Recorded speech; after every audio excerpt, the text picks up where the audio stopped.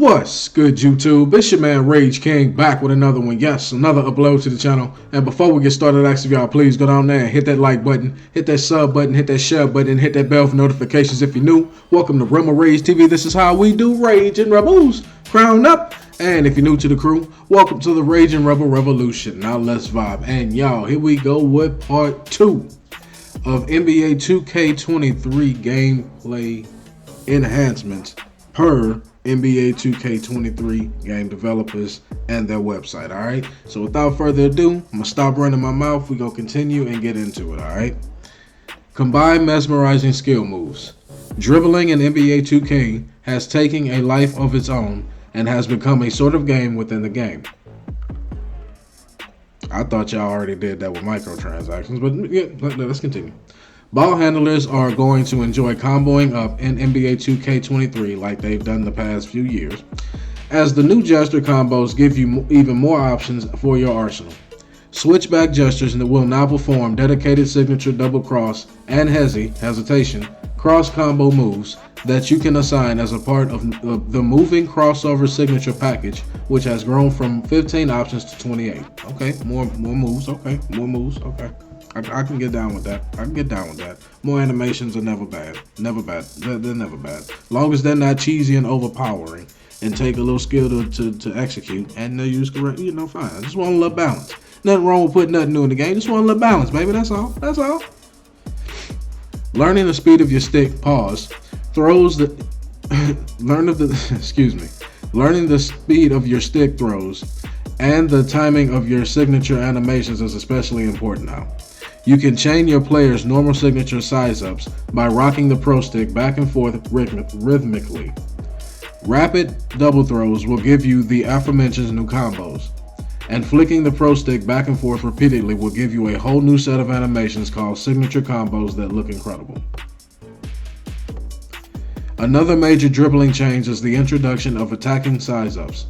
One of the things we wanted to improve with dribbling in NBA 2K was that while the size-up moves look cool, they weren't very useful. Okay, wow, 2K is actually admitting, wow, we didn't get this right, so we're trying this. Oh, I can get with that. Kudos. After flicking the pro stick back and forth repeatedly, will give you a whole different set of animations called signature combos that look incredible. Okay, I already read that. Another major dribbling change was the introduction of attacking size-ups. Okay, they weren't very useful. Okay, all right, my bad. Okay. The new attacking size-ups provide a lot more side-to-side movement and are much better at forcing the defense to drop and shift, allowing you to bait them one way and then attack the other, something all great ball handlers do so well in real life. Okay. As long as you can't spam it, I'm cool. While it's fun to clown your opponents with a flurry of flashy dribbles, we don't want to encourage players to dribble the entire shot clock out while their teammates fall asleep.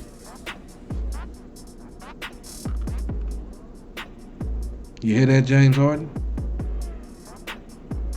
Can't win a championship that way. You count. T-dudes that do that shit in NBA 2K. You won't win nothing important playing that way. Just want you to know that. Energy will deplete much quicker when spamming too many moves together, so it's important to be efficient and not play with your food too long. There's a long list of the size-ups to learn on paper, but they're all very simple and feel natural in practice. Jump into 2KU freestyle practice to play around with the different stick throw timings, and you'll get the hang of it after a few minutes. So just take a little time to play the game and you'll be alright. Alright, I have no problem with simple but skillful. There is a way to do it, and it's hard, but it's not impossible. Pause. It's difficult, but it's not impossible. I will say that. Wow, I've never seen this before. This is new. Adrenaline boost. Another new feature to prevent over dribbling is the concept of adrenaline boost. There are 3 available boosts per player per possession, shown as 3 small bars under the stamina meter. Adrenaline boost. All right, let's read on. I want to hear about that. Boost are consumed every time you perform a hard go or explosive sprint launch. Once your 3 boosts are gone, you'll notice that your speed and acceleration decrease significantly for the remainder of the possession. Excuse me. As with dribble combos, it's important to play smart basketball and be efficient with your movement rather than zigzagging back and forth aimlessly, trying to get around the defense. So you actually got to play team ball this year. Wow. For the people that actually play team ball, it's might actually be our year. It's might actually be our year. Whoa. Yeah, way off track there. Alright, here we go. More authentic shooting. Shooting also gets some nice upgrades from NBA 2K23. In NBA 2K22, success from the outside was heavily weighted toward coverage. If you could get an open look, you could balance out poor ratings and inaccurate timing. This year, we wanted a more authentic shooting model that captures the essence of a great NBA shooter's capabilities. Do not go the route of NBA 2K21 with this shit. Do not. It don't make no game. Y'all can go watch the damn videos. Do not have a motherfucker out here with an 83 ball and can't hit. I don't want to hit. I'm gonna be highly pissed off. And so will a majority of the community. And rightfully so. Let's continue. The first major change is the addition of shooting attributes.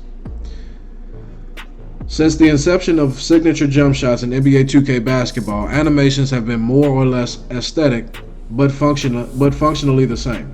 This year, each signature jump shot has unique shooting stats that help determine its effectiveness. Shot speed, how quickly the shot gets to its ideal release point. Release height, how high the shot is released. Defensive immunity, how effective the shot is against defensive contests. Timing impact, adjust shot windows to reward good timing at the cost of an increased penalty for bad timing. Wow, okay, so you gotta actually learn your jump shot. And they're gonna vary, it looks like they're all gonna vary even more this year, as they always should have. But you know what? Let's not continue to look at the past. Let's look towards the future, alright? In this case. We're also adding a huge number of shot animations to choose from, over double the amount of any previous version of 2K. They're much more accurate to each player's real-life jumper. For my players, shot animations will be gated by shooting ratings. So you'll have to play around with all the options to figure out what works best for you and your skill set. For your skill set and playing style. We're looking forward to seeing a lot of variety in the community's signature shot selection with the next evolution of shots. Alright, so we're going to see what shots take over the game this year. Shot meters and feedback. Oh, this is a big one for me. I'm sorry. This is a huge one for me personally. There are also 5 new shot meters to choose from, with 15 more that can be unlocked through seasons over the coming year. Some big, some small, some above the head, some to the side, and some below the shooter. Each meter completely fills to the end, which is your ideal release point, then empties on the late side, a la NBA 2K17 through 20. The new shot meter options were a common ask from the community, and so we're sure everyone will find an option they like and then some. All right, so they got all new shot meters and they can put them all over the damn place. Like the options, you know, Rage King. I like gameplay, and I like good gameplay, and I like options. If you have options in the game, there's no reason for the game to go dead. You always have something new to try out. That's my philosophy. You'll also notice a subtle change to how shot feedback works this year. We use shot arcs to help indicate whether you're early, high arc, late, flat arc, or on time, ideal arc. So by paying attention, you can easily tell right away if your release is off. Also, with shot feedback enabled, we're delaying the timing coverage overlay and green release animations from coming up until the ball hits the basket. It's a small change, but it really brings back some of the drama that the green lights sometimes lack, and also encourages everyone to continue to play through the possession rather than giving up and getting back in transition early. I ain't even gonna lie, I actually like that. I actually like that. It keeps people playing too. I like that. More realism, more authenticity. I can get with that. I can definitely get with that if implemented correctly. All right. I think I'm gonna go ahead and end it right here after this paragraph, y'all, and just come at y'all with a part 3. Video's definitely going on long enough, especially with me stuttering all through the damn paragraph. All right, so let's finish it off right here after the facilitate the offense, and then I'm gonna come at y'all with a part 3. All right, appreciate y'all for sticking through, man. Facilitate the offense. For the playmakers out there, you'll find some new tools at your disposal as well. The lead to the basket pass makes its return to new gen so that it works the same way as current gen, allowing you to simply press and hold Y/triangle, depending on what system you have, of course, to get your receiver to cut to the basket and release the button to throw the pass. Another alternative is the new spot up pass mechanic. If you press and hold B/circle, depending on what system you have, the receiver you're pointing at with the left stick will perform a quick V or flare cut to get open on the perimeter. Let me stop right there. I hope I'm not reading that and it don't come true, because that's gonna piss me off. Because we can all agree, anybody that played NBA 2K22, especially on current gen, can all agree the stick passing in that game was just simply not good. It was really, really bad.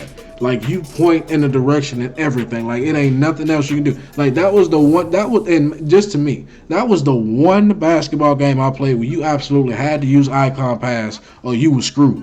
You understand what I'm saying? As the old folks would say, you was up shit's creek without a paddle. You understand what I'm saying? You simply was. That's just what it was. My opinion, of course, but you can play the game right now, and I bet you can't debate me too hard, all right? If you do, you just simply want to have an argument, and I'm down for the fuck shit. All right, let's finish it. It's a very useful, quick-hitting play to get an open look when you don't have time to run a full-blown play for your teammate. My players can also equip a signature passing style to mimic some of the best floor generals of all time, including Steph Curry, Magic Johnson, Jason Williams, LeBron James, and more. So they gonna actually have signature passing styles. That's what I call innovation. That's what I call stepping it up. That's what I call looking at new ways to innovate a game. See, some people out there want to say it's a basketball game, so there's so many ways you can innovate a basketball game. BS. There are many ways to implement a basketball game if you are looking for a simulation style basketball game. Let me repeat that. There are many ways to innovate a basketball game when you are aiming for a simulation style basketball game. Many ways to do it. All you got to do is want to and put the money that y'all damn sure gonna make on day one and until the end of the game life. Put some of that into the gameplay, into the developers, and into the damn coding, and guarantee you're going to come up with something good. And as long as you put it in there right, as long as you execute it right, you'll be fine. That's all you have to do. Actually look at basketball, see how it's played, and then you can innovate from there with the coding. That's all it takes. Let's finish. Whether you prefer to drive the lane, back defenders down in the post, or spot up from behind the arc, NBA 2K23 offers a wide variety of tools that cater to your offensive game plan. And that's what we're going to finish the video off at right there, y'all. Appreciate y'all for checking out part 2, man. Part 3 is definitely coming out right after this, man. If y'all haven't watched part 1 already, I suggest you do so, man. It talks about the first half of this right here, man. Appreciate y'all sticking with me, man. My name is Rage King, and I'll see y'all in part 3. Peace.